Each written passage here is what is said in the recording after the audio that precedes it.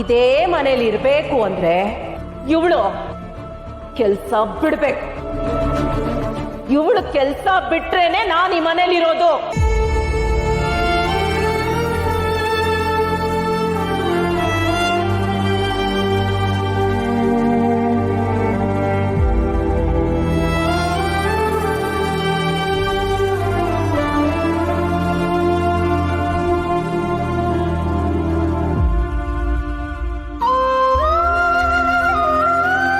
ಸಮಾಧಾನ ಮಾಡ್ಕೋಬರ. ಇಷ್ಟೊತ್ತಿಗೆ ನಾನು ದಿನ ಆಫೀಸಿಗೆ ಹೊರಡ್ತಾ ಇದ್ದೆ. ಇನ್ ಮುಂದೆ ಆಫೀಸ್ ಕೆಲ್ಸಗಳು ಓಡಾಟ ಯಾವುದೂ ಇರಲ್ಲ. ಹೀಗೆ ಮನೇಲೆ ಕೂತಿರ್ಬೇಕು. ಇಷ್ಟೆಲ್ಲ ಕಷ್ಟಪಟ್ಟು ಓದೋದು ವ್ಯರ್ಥ ಆಯ್ತಲ್ಲ ರೀ.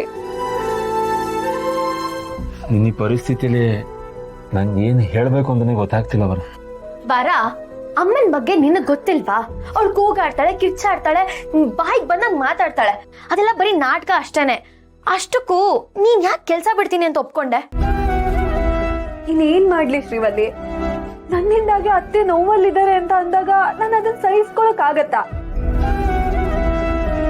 ಅವ್ರು ಈ ಮನೆ ಬಿಟ್ಟು ಹೋಗ್ತೀನಿ ಅಂದಾಗ ನನ್ ಸೊಸೆಯಾಗಿ ಅವ್ರನ್ನ ತಡಿದೇ ಇರಕ್ ಆಗತ್ತಾ? ಹಾಗಂತ ನಿನ್ ಕೆಲ್ಸ ಕಳ್ಕೊಂಡ್ಯಲ್ಲ ವರ. ಪರವಾಗಿಲ್ಲ ರೀ, ನನ್ ಕೆಲ್ಸ ಹೋಗಿದ್ದಕ್ಕೆ ನನಗ್ ದುಃಖ ಇದೆ ನಿಜ. ಆದ್ರೆ ನನ್ ಕೆಲ್ಸ ಕಳ್ಕೊಂಡು ನನ್ನ ಅತ್ತೆನ ಉಳಿಸ್ಕೊಂಡಿದೀನಿ. ನನ್ ನಿರ್ಧಾರ ಸರಿಯಾಗೇ ಇತ್ತು.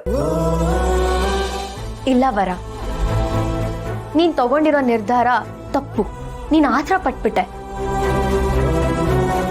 ಅಮ್ಮ ಬೇಕು ಬೇಕು ಅಂತಾನೆ ಹೀಗೆಲ್ಲ ಮಾಡ್ತಿರೋದು. ನೀನ್ ನನ್ ಕೆಲ್ಸಕ್ಕೆ ಕಳಿಸ್ಬಾರ್ದು ಅಂತಾನೆ ರಾಧಾಂತ ಮಾಡ್ತಿದ್ದಾಳೆ. ನಾನು ಅದ್ ಯಾವ್ದ್ರ ಬಗ್ಗೆನೂ ಯೋಚನೆ ಮಾಡಿಲ್ಲ ಶ್ರೀವಲ್ಲಿ. ನಾನ್ ಕೆಲ್ಸ ಬಿಟ್ಟಿದ್ದಕ್ಕೆ ಅತ್ತೆಗ್ ಸಮಾಧಾನ ಆಯ್ತಲ್ವಾ? ಈ ಮನೆ ನೆಮ್ಮದಿ ಆಗಿದೆ ಅಲ್ವಾ? ನಾನು ಈ ಮನೆ ಮರ್ಯಾದೆನ ಗೌರವನ ಕಾಪಾಡಕ್ ಬಂದೋಳು ಶ್ರೀವಲ್ಲಿ. ನನ್ನಿಂದ ಮನೆ ಮರ್ಯಾದೆ ಹೋಗೋದು ಅದೆಷ್ಟು ಸರಿ?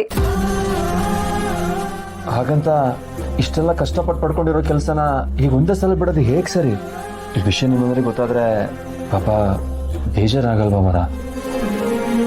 ನನ್ನಿಂದಾಗಿ ಅತ್ತೆ ಮನೆ ಬಿಟ್ಟು ಹೋಗಿದ್ದಾರೆ ಅಂತ ಗೊತ್ತಾದ್ರೆ ಆಗ್ಲೂ ಅವರು ನೊಂದ್ಕೊಳ್ತಾರೆ.